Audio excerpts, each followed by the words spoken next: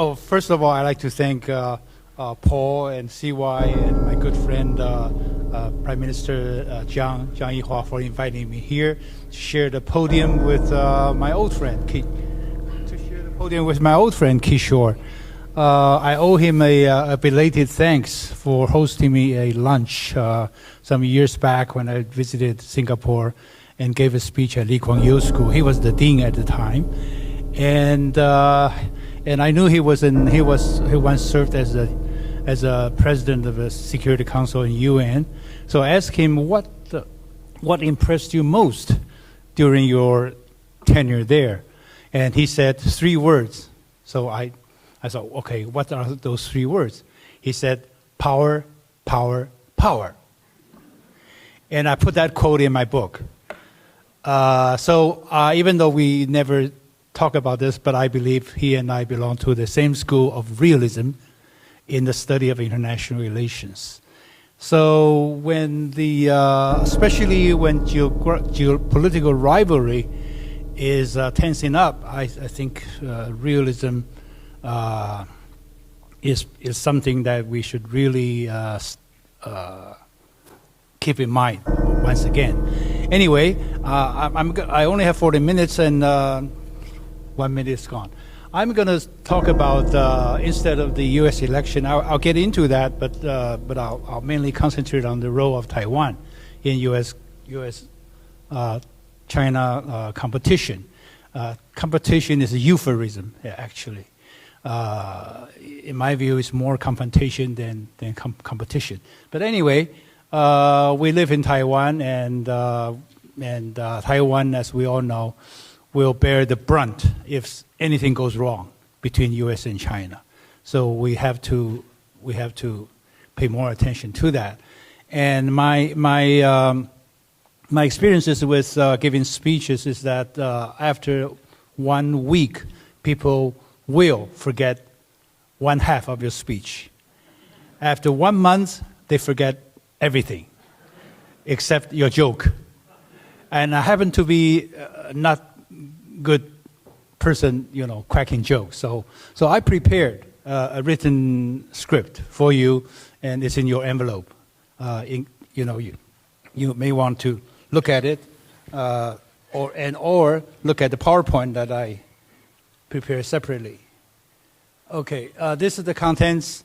I'll talk about Taiwan's role. There are several roles here, not just one. In the old days, up until the end of Ma Ying-jeou administration, tail wagging 2 dogs. Secondly, now it's bone of contention. Taiwan is the bone of contention between 2 dogs. And the third role, which is worries me most, is Taiwan's the only trigger for U.S.-China military conflict. And why? Untold story of Taiwan. There's a great misunderstanding in the U.S., particularly about Taiwan. And the fifth is de-triggering. That is my humble proposal for some possibility to de-escalate the tension here.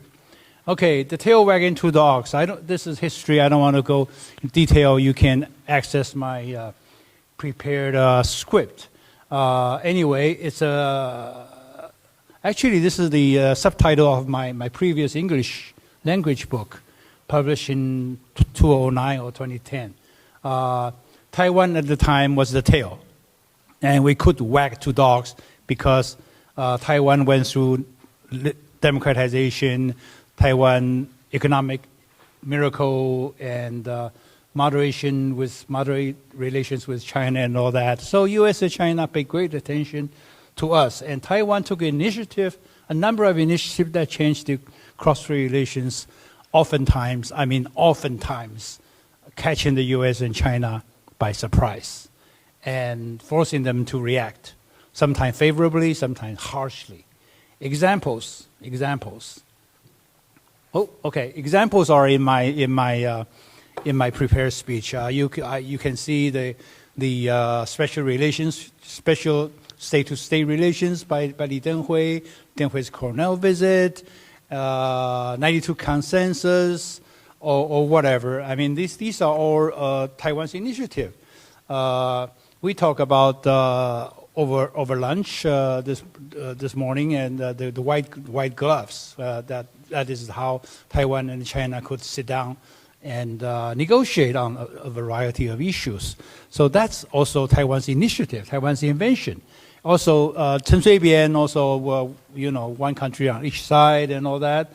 And Ma Ying-jeou, diplomatic truce, 外交修兵, and ECFA, and a number of other things. So all the three presidents during their terms, they were very proactive on cross-strait, and that was unusual because the tail could wag not just one dog but two dogs. That's most unusual in my understanding of international relations. Now, that was history. Fast forward to the present time, present decade. Since President Tsai Ing-wen assumed the presidency, Taiwan became a bone of contention because Taiwan leaned 100%, 100%, not 90, not 95, but 100% to the U.S. side and 0% to China. As far as I know, this is not a state secret. Taiwan at the time, during Ma Ying-jeou's time, we had 20-some channels of communication with China. Imagine two sides signed 23 agreements. So each agreement is to be followed by a channel because ministry to ministry. The guy could pick up the phone and call the other side, hey, what's going on here? And we have this problem, and do that. We had that kind of channel. So I'm sure you still remember the. I think this February, one fishing boat. We incident, and one of our Jinmen soldiers went out fishing and were caught by China and detained for several months. In those days, Ma Ying-jeou years, this kind of question will not even pop up because one phone call or something will get rid of them. So right now, because Taiwan leaned also to U.S. and zero communication with China, all 20-some channels of communication were cut, and nothing gets done. So when you have no conversation, no discussion with the other side, both sides always assume the worst. And you see a ghost. Actually, there's only shadow. You always assume the worst. So Taiwan assumed the worst of intention on China. China assumed the worst intention on Taiwan because there's no communication. And Taiwan's size, Taiwan's power shrinks during this period. We used to be, in early 90s, we used to be 1/4, some say 1/3 of China's GDP, the entire China GDP. And after Li Denghui stepped down, Taiwan was about 20% of China's GDP. And now Taiwan is only 4%, or maybe some say even 3% of China's GDP. So Taiwan doesn't count that much. In 1 year, China's growth now 5 or 6% a year. It's slowing down, but they can easily get over 4% growth a year. That would mean China can grow Taiwan in 1 year. So in other words, China's weight is going down. So China used to pay a lot of attention to Taiwan's elections. My understanding is not anymore. 国台办, Taiwan Affairs Office, they pay attention to Taiwan's election, but they really don't care that much. Not as much as before, because it doesn't make that much difference. Of course, another issue is that the position of each party. But overall, Taiwan's weight has gone down. But so U.S. importance has gone up. So China focuses their eyes solely on the U.S. and only slightly toward Taiwan. But this shifting of Taiwan's position in the military, in the balance, U.S.-China balance, has three consequences. One is heightening China's sense of urgency for unification, because they used to think when they had communication with Taiwan, where they had people-to-people exchanges, they thought, well, we may not marry you now, but we will marry you someday. So they had some hope. But with Taiwan siding completely 100% to the U.S. side, China lost that hope. Their sense of urgency for reunification is heightened. Secondly, Taiwan's geopolitical value to both China and the U.S. Kishore mentioned that, explained that much better than I do. The third is heightening TSMC's strategic value. TSMC become the tasty meat attached to the bone. It's not just the bone, but there's some meat there. So when I thought about TSMC, I thought about the old story in the Old Testament, King Solomon and the baby, the two mothers vying for one baby, claiming that baby was hers. So it took Solomon's wisdom to solve the issue without splitting the baby. And TSMC is the baby right now. Unfortunately, there's no Solomon.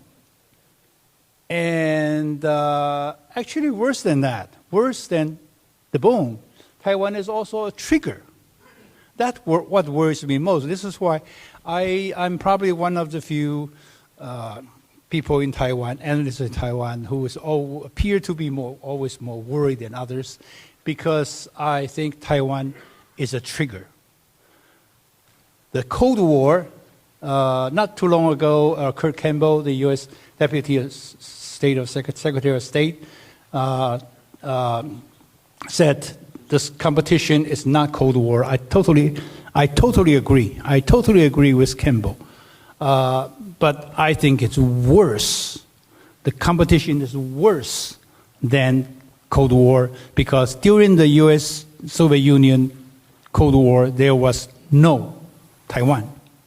There was no issue, no country, no part of territory that was so near and dear to either U.S. and China or Soviet Union that they were willing to risk a war with another nuclear superpower. So U.S. and USSR went through 17 years until Cuban Missile Crisis, 1962. Even only during the Cuban crisis, there was that risk of direct conflict between two superpowers. Until then, only proxy wars or crisis. Korean War, two Taiwan Strait crisis, wars in Middle East, Hungarian Revolution, and you name it, quite a few during those 17 years. Berlin crisis, but there was no threat of direct conflict. But not so with this situation, because Taiwan is so near and dear. There's no buffer. Taiwan is right here, so near China, and so dear to China. Not so dear to the U.S., not so near to the U.S., but to China. So because of the role, the trigger, Taiwan as a trigger, the competition is structurally more dangerous than the old previous Cold War. Unfortunately, there are too many trigger-happy hawks in Taipei. I don't have the names. You know better. In Washington and also in China. All three capitals. And no communication or very poor communication. And worse. Why I'm so worried? Because U.S. policy is driven by misunderstanding of China. Taiwan, of course, China also has problem understanding Taiwan, but not as as poorly as U.S. I think U.S. is really, I think despite the AIT, the presence of AIT here, despite all the CIA work and all that, I think that deep down, they don't know really what's going on here. The bias, one bias, which covers everything, is that the U.S. people, analysts, government, and academia, and media, they tend to view Taiwan as part of the solution, which is true. I think Taiwan should be and could be part of the solution. But they don't realize Taiwan also part of the problem. But there are also three misperceptions. One is that China alone changed the status quo, not Taiwan, and not realizing Taiwan. Taiwan also changed the status quo, and I think the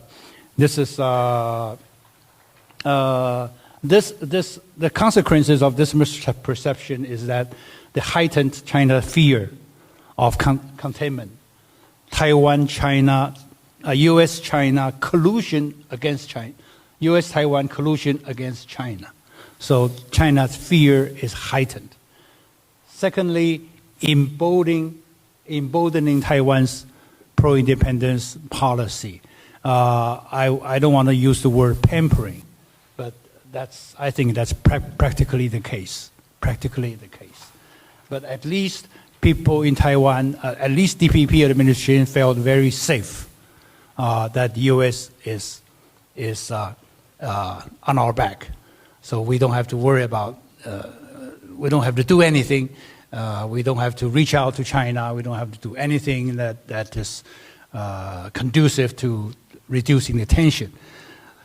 And thirdly is responsibility of management. Because Taiwan shirk off its responsibilities, so all the responsibility management fall entirely on Washington's shoulders. Unfortunately, I think not good for the U.S. Okay, this is the first misperception. Second misperception is Taiwan people have the will to fight. I have a lot of evidence. I'm sure people here can offer your own observation. I think the general view in Taiwan is there's no will to fight, except the government sponsored public opinion poll. Government always sponsor polls that would say 70% of people are willing to fight. Because when you get a phone call from somebody asking you if you're willing to fight your country, you got a phone call. I mean, morally correct answer, political correct answer is yes. But in fact, no. In fact, no. Evidence abound. I put down some it's all open sources data. I'm not in government anymore. I don't have intelligence, but just open sources. We know that. So the young people are, especially the young officers are severely lacking in our military forces, especially in Air Force. Air Force is the front line. Air Force in the front line. They will be the first to die. And they were just exhausted by the now the only aerial PRC's penetration into our airspace. The pilots, especially if I remember, especially the major rank and lieutenant major, the backbone, the squadron level pilots are quitting en masse, and the young recruits are very few. And also the army. If you go to any army units, you will find the company level, company leader and the platoon leaders are in shortage, great shortage. So oftentimes the master sergeant had to serve as the company leader, and because of the lack of trained officers. So the training of the soldiers Now we have recruits. We have 1 year conscript coming in. The training quality is also very worrisome, as far as I'm concerned. Also, I read one piece of news in the newspaper that we had probably a dozen young men and women who went through training in West Point, Virginia, Military Institute, and this one in South Carolina. And after they returned to Taiwan, all of them quit, except one. All of them, 1 all quit.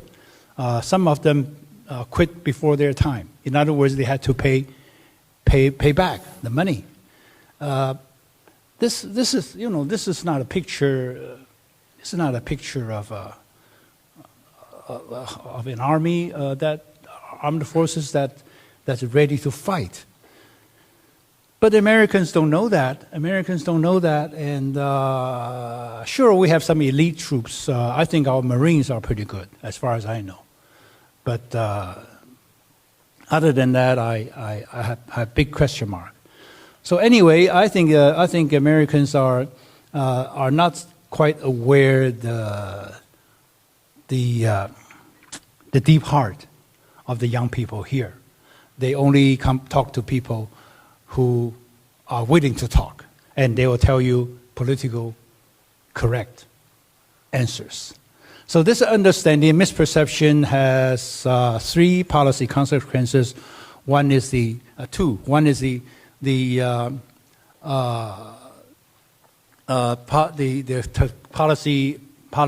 design for Taiwan actually it's not work very well because Taiwan people are not like Ukraine. People are powerless and they don't want to risk their life. They don't want to pay a cost for their security. That's what it is. And secondly, again, the burden of defense falling mostly on the U.S. And Taiwan just pretending that we are preparing for war. Pretending. I'm underlining pretending. But actually, we're not, as I'm sure you all know that. The third misperception is Taiwan is a democracy. Taiwan is a democracy. Compared with China, compared with some others. But I think right now Taiwan is moving away from democracy. I would even call Taiwan is probably half democracy.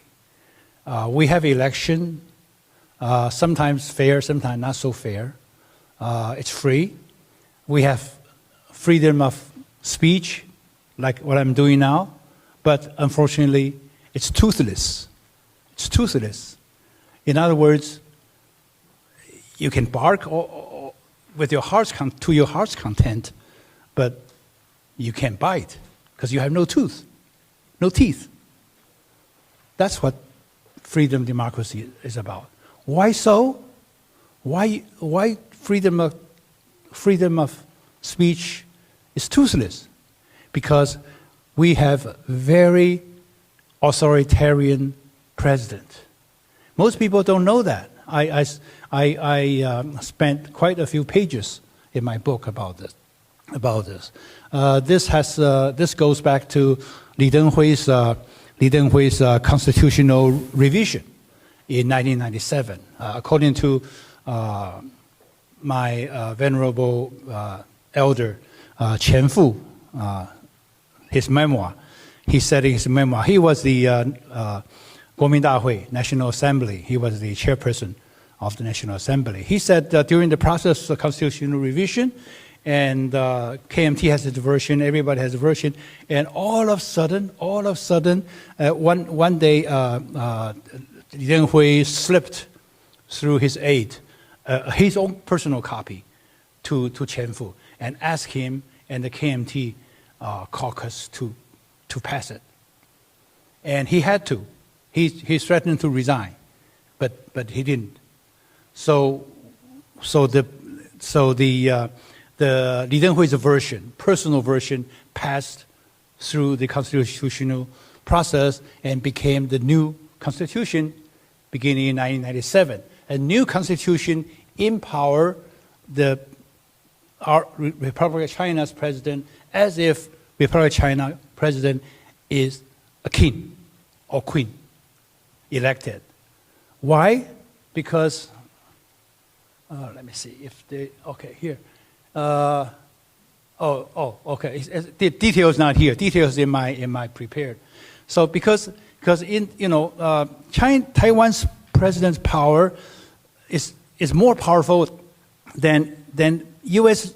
president, than British prime minister, than Japanese premier, than everybody, because he or she can appoint and fire any premier, any minister, any vice minister without consultation or confirmation by anyone. In the U.S., you have to talk with the Senate. In the Prime Minister, Japan, UK, you have to consult your fellow parliamentarian, and you can just fire and appoint. Taiwan can. Taiwan president can. So personnel power totally in his or her hand. And he or she doesn't have to show up in 立法院 to debate policies. I mean, all the democracies, you have to. In Taiwan, you don't have to. You don't have to. President William Lai, before he became president, he said several times toward rallies and interviews, he said, I will go to 立法院 to deliver a report to the nation before election. After he won, he said no. So the 立法院, as you know, this is still going on, ongoing controversy with 立法院. 立法院 said, oh, well, we passed a reform act. The president has to go to 立法院 to deliver a report and answer questions. So President Lai mobilized the Constitutional Court, which is 100% packed with DPP supporters. So that's my prediction. It's not going to pass. It's the President Lai will never go to 立法院, and then President never have to hold press conferences. Fortunately, President Lai gave one, but as you know, President Tsai Ing-wen rarely ever gave press conference. The longest record was 745 days. 745 days, over 2 years, not a single press conference. This is our democracy. So in other words, the king and the queen can hide in his or her office, ruling the country, appointing this and firing that, and getting this done. If I don't have enough money, I want a special budget. So you can do all kinds of things. It's practically king and queen, and there's no check and balance on the president. So and yet people in the West, in the U.S., they don't understand it, and they still eulogize, praise Taiwan as a democracy, vibrant democracy. Especially, I'm sorry to say, U.S. Congress, which is very distant from our domestic politics. They think they love Taiwan so much. Taiwan is just pure democracy. So in their eye, Taiwan is a Snow White, being bullied by an evil person in Beijing. But actually, they don't know what is Taiwan has a queen or king in Taiwan.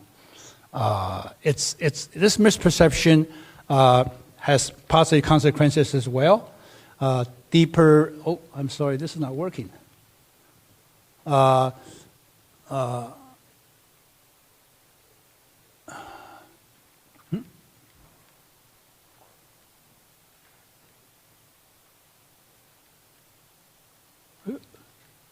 Can you help me? 怎么都不动了，完全没有反应。帮我弄一弄，回到刚才。回到刚才，好。对，这里好。Yeah. Okay. The bottom 3 lines. Policy consequences. If geopolitical rivalry has happened many, many times in history. They could be managed. Of course, some of them did turn into military contests, but they could be married. But if you turn that into a good and evil struggle, it's less easier to manage the competition. And worse is that this practical king or queen, this authoritarianism in Taiwan is polarizing Taiwan society even more. And we all know. And division is deeper. And which make Taiwan people less likely to join ranks during crisis or war. Okay, so what to do about it? I hate to see Taiwan go into flames. I hate to leave Taiwan. I want to spend the rest of my life here in Taiwan. Keep it the way it is. So we have to find a way. Taiwan has to, if we think of our democracy, you have to fair share of managing the crisis. So my idea is that Taiwan should, what I call de-triggering or minus Taiwan. We should reduce Taiwan's role in U.S.-China relations. Many other people, all the hawks, are trying to highlight Taiwan's role. I think we should do the opposite. We should reduce Taiwan's role. U.S. and China have plenty of things to argue about, plenty of things to fight over.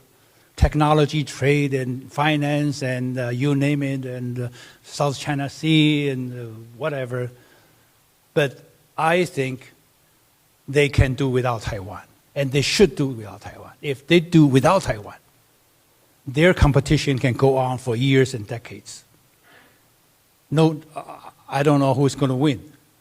Yeah, I tend to agree with Kishore that if you look at the long run, given the current situation, you're forecasting linear fashion is going to be like that. China, according to Ray Dalio's recent report in July, published in July, 2 months ago, in the next 10 years, China's growth will average 4%, which is slower than current past few years. But U.S. will average only 1.4. So the trend is definitely in China's favor. But they can do without Taiwan. Without Taiwan, they can afford to compete without fear of direct confrontation. So how to do that? 3 approaches. I have always favored the first approach. I put that clearly in my book. But I'm knowing fully well that this is, how do you call it, dead end. It's a dead end. DPP is not going to buy it, and China, for now, is not going to buy it. So cross-trade dialogue is probably no way to go, non-starter. So I think there's still slight chance of U.S.-China dialogue. That's the only way to save Taiwan from forceful unification, 武统, or living dangerously as now. Why there's a slight hope? Because I think, we all discuss U.S. Policy toward China, and I totally agree with he put it very well. It's emotional. U.S. policy toward China is not. He quoted Kissinger several times in his book and his speech that U.S. launched this new policy of competition with China. It had a policy first without a strategy. I think it's so perceptive. I totally agree. And why it was such a rush? Because U.S. had more emotions than senses in the beginning. Because they think they were caught by surprise, by China. Surprise that China is rising so fast, threatening to overtake U.S. So I think the best way to explain U.S.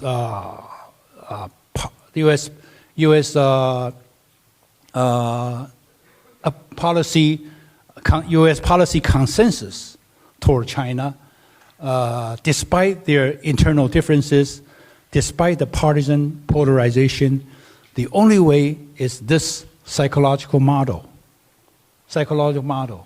5 stages of grief. 5 stages of grief. I think the U.S. is gripped and mired in stage 1 and stage 2. Stage 1, denial. That's not true. That can't be happening. Stage 2, anger. We've been cheated. We're being cheated by Chinese. I can understand why the Americans feel this way. I have many good friends in the U.S.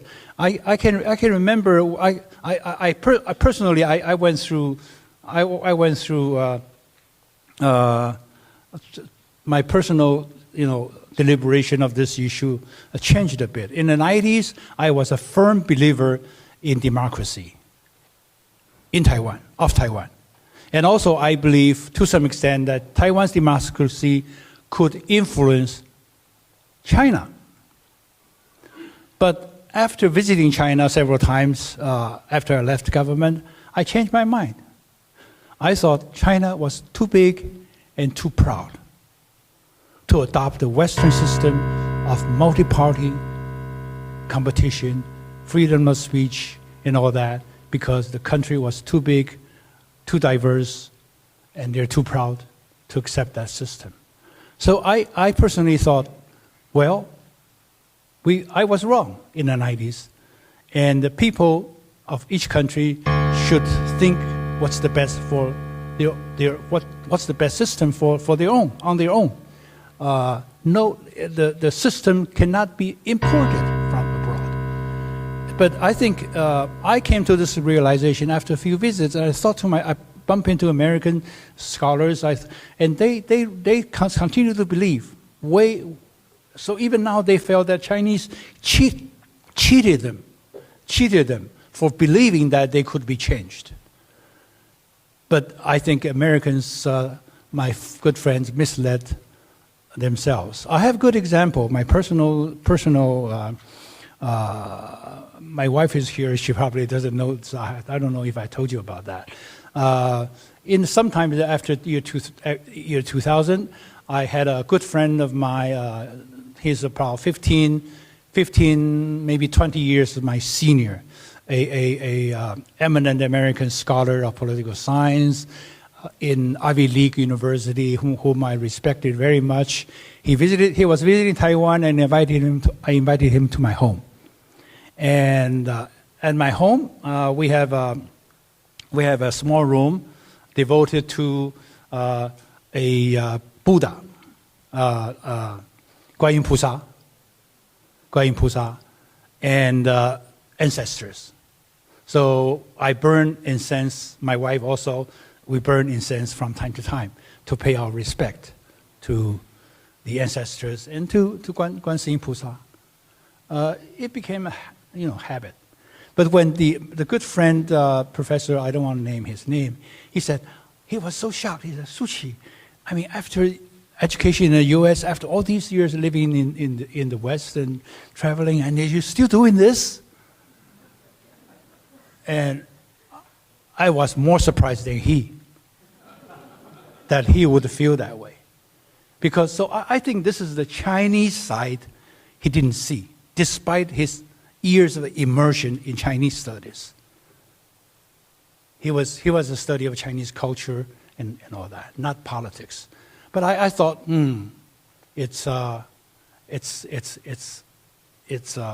this may explain why Americans are shocked, because I think they fail to appreciate the depth of history and culture of the people in China as well as in Taiwan. So yes, we are westernized, but deep down we are Chinese, and we try to mingle these two comfortably together, but you cannot ask us to separate one entirely out of it. It's impossible. It's impossible. So Americans are deceiving, not deceiving, but they are latecomer in realizing that China's system cannot be changed. So, but they still can't believe it, and this is why the different parties still work together to be anti-China. But I think someday, somehow, I don't know how, if they grow out of these two stages into the third stage, they'll be ready to bargain. This may be out of a crisis, I hope not, or internal changes in the U.S., political changes, or political debate inside the U.S., which would slide the U.S.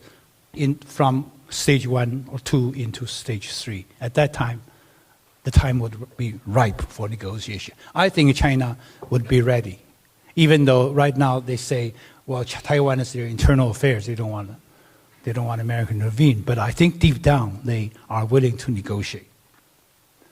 That's my hunch. But the time may come, but it takes two things. One is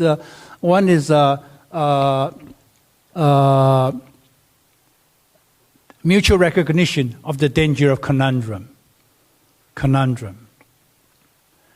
Secondly, it takes a strong leader. I don't know whether Harris or Trump would be the strong leader. If one of them turned out to be, then he or she could overcome the opposition at home and reach a bargain. And there are three formats of the bargain. One is the grand bargain, which involves many issues. Second is the interim agreement. Third is this forced communique. And if any one of these three is to be reached, the tension would be reduced, and they would continue to compete, but without Taiwan. If both options, if China, of course, this right now this